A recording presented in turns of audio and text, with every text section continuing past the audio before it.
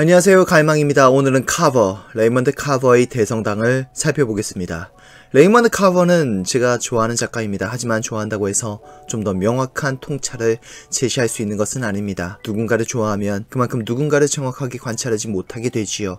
누군가를 객관적으로 평가하기보다는 나만의 주관적 감정의 충동에 따르게 되기 때문입니다. 누군가를 좋아할 때 눈이 멀었다는 속어를 쓰는 것도 이 때문이지요. 주관적 감정의 충동이란 오로지 나만의 것입니다. 그러나 나는 그 감정을 남과 공유한다는 환상을 품고 그 환상을 품은 사람끼리 서로를 좋아하고 존중한다고 생각하게 되지요. 눈 뜨지 않아도 서로가 감정을 공유하고 있다는 환상은 눈으로 관찰되는 어떠한 객관적 진리보다도 위대하고 아름답습니다. 레이먼드 카버의 대성당은 작중화자인 나와 눈이 보이지 않는 맹인 간의 이야기입니다. 이 맹인은 아내가 10여 년 전 시애틀에서 맹인을 위해 책을 읽어주는 봉사일을 하면서 알게 된 사람입니다. 뜬금없이 찾아온 맹인을 나는 좋게 바라보지 않습니다. 맹인은 그 맹인의 아내와 사별한 데다가 나와 결혼하기 전부터 나의 아내와 친했던 사람입니다. 맹인은 손으로 무엇이든지 인식하기에 아내의 얼굴을 손으로 만진 데다가 그 경험을 아내는 시로 쓴 적도 있습니다. 이 맹인은 아내와 나가 어떻게 만나게 되었는지까지도 알고 있습니다. 시각적 인식과는 별개의 그들만의 감정적 공유를 이어가는 사이였던 것입니다. 그래서인지 나는 맹인에게 알게 모르게 질투심을 느낍니다. 특히 그 맹인이 너무나도 평범하게 보이지 않았기 때문에. 그러나 그는 지팡이와 검은색 안경을 쓰지 않았다. 나는 항상 맹인들은 검은색 안경을 쓴다고 생각해왔다. 그렇기에 나는 맹인이 시각이 결여된 여타 장애인들처럼 검은 안경이나 쓰는 평범한 존재이기를 내심 바라기도 하고, 나는 맹인은 앞을 볼 수 없다는 점을 은근히 지적하기도 합니다. 기차 여행은 좋았나요? 내가 말했다. 그런데 어느 쪽에 앉으셨나요? 나의 입장에서는 생각 없이 무심코 던진 말이지만 어느 쪽 좌석에 앉았는지 시각적으로 볼 수 없는 맹인의 입장에서는 가슴 아픈 말일 수 있습니다. 그래서 아내는 나에게 무례하다고 꾸짖습니다. 나와 아내의 사이에 끼어있는 맹인에 대한 불만이 나도 모르게 우회적으로 드러났음을 아내가 눈치챈 것이지요. 나의 무례한 태도는 이번이 처음이 아닙니다. 이전에 맹인에게 나는 맹인 친구가 없다고 말했다가 아내에게 너는 아예 친구가 없잖아 라는 비아냥을 들은 적도 있으며, 맹인의 아내가 죽었다는 점을 아내에게 재차 주지받은 적도 있으며, 맹인의 아내가 흑인, 정확하게는 니그로냐고 물었다가 또다시 나의 아내에게 혼난 적도 있습니다.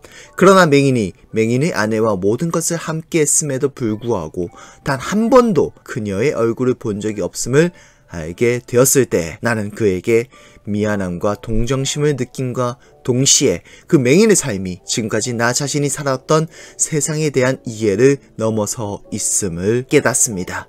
그리고 아내가 잠든 밤 아내의 허벅지를 가리려다가 문득 맹인 앞에서는 아무런 의미가 없음을 깨닫는 나는 맹인과 함께 오색 찬란한 시각적 형상을 내뿜는 텔레비전 앞에 있습니다.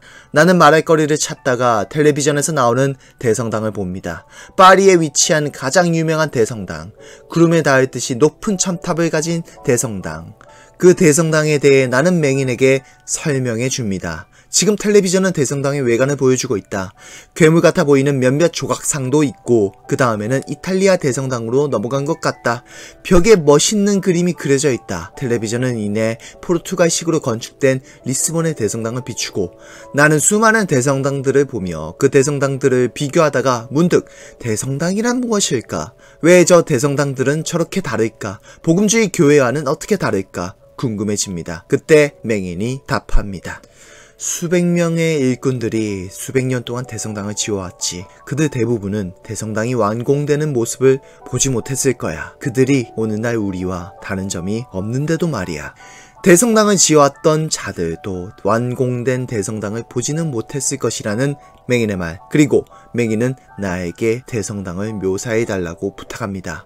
나는 대성당이 완공되었음에도 불구하고 보지 못하는 맹인에게 대성당을 묘사해 주려고 하지만 청각적 언어로 시각적 형상을 묘사하는 것은 쉽지 않습니다. 이내 나는 대성당이란 나에게 의미가 없다. 그냥 밤에 텔레비전에 나와서 얘기했을 뿐이다 라고 말합니다. 나 자신이 맹인에게 대성당을 제대로 묘사해 주지 못해 느낀 부끄러움을 감추려고 한 것이지요. 그때 맹인은 괜찮다.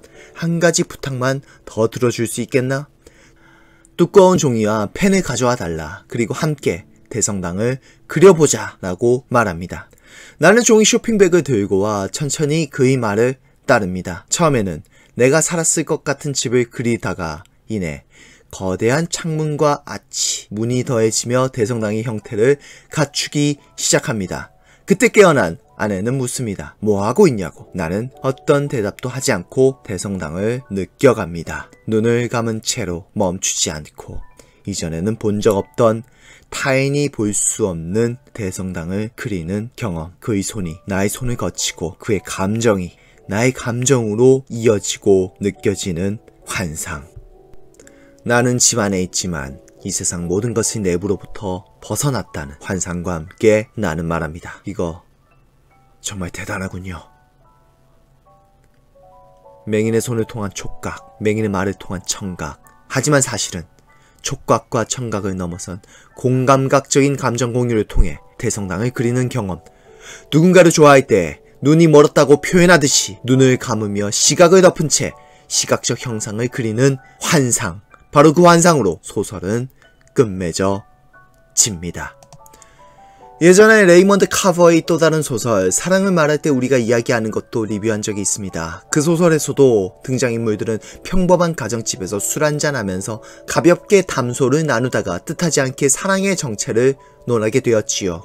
이번 소설 대성당도 비슷합니다. 맹인은 눈이 보이지 않을 뿐 특별한 능력을 가진 인물은 아닙니다. 맹인과 나의 사건도 그러합니다. 술 한잔 기울이며 담소를 나누다가 시각을 넘어선 경험을 하게 되는 서사는 있을 법하지만 맥락화되지 않는 새롭게 느껴지는 사건입니다.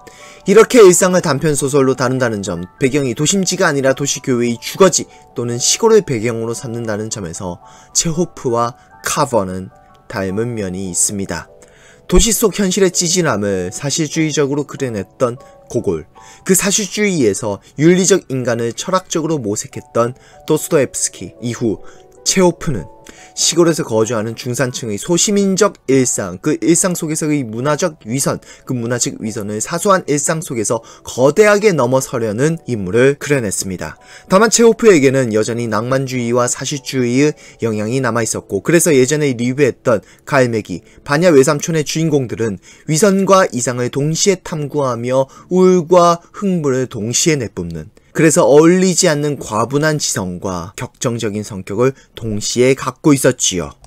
반면 레이먼드 카버 소설의 주인공들은 현명하지는 않지만 담담합니다. 카버의 주인공들은 자의적으로 일상과 위선의 경계를 분별해가며 이상과 목표에 도달하지 못해 좌절해 가기보다는 타인과의 소통 속에서 일상의 미시적 진리를 우연히 발견해갑니다.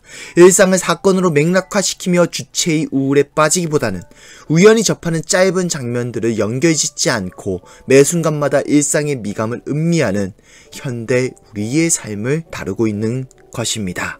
그리고 이제 텔레비전조차도 옛날 매체로 인식되어 가고 있는 오늘날, 우리는 장면보다도 더 파편화된 순간의 사진을 SNS에 공유하며 서로를 인지합니다. 그러나 그 사진의 시각적 형상을 세밀하게 관찰하고 묘사할 수 있는 사람은 얼마나 될까요? 세밀하게 관찰하고 묘사하지 못한다고 해서 감정의 공유와 공감이란 존재하지 않는 것일까요? 시각적 매체가 발달할수록 더 타의 시각적 공감이 중요해지는 이 역설 속에서 여러분들도 그 역설에 도취되고 탐닉하기보다는, 논리적으로 비판하기보다는 레이먼드 카버의 대성당을 눈 감기 전 읽은 후 눈 감고 되새기며 음미하시기를 바랍니다. 정말로 좋아하게 되었을 때. 대성당 리뷰 여기서 마치겠습니다. 오래된 책처럼 낡고 부족한 리뷰 시청해주셔서 감사합니다. 구독과 좋아요는 책을 읽고 나서 책을 더 읽고 싶다고 느낄 때 해주시길 바랍니다. 감사합니다.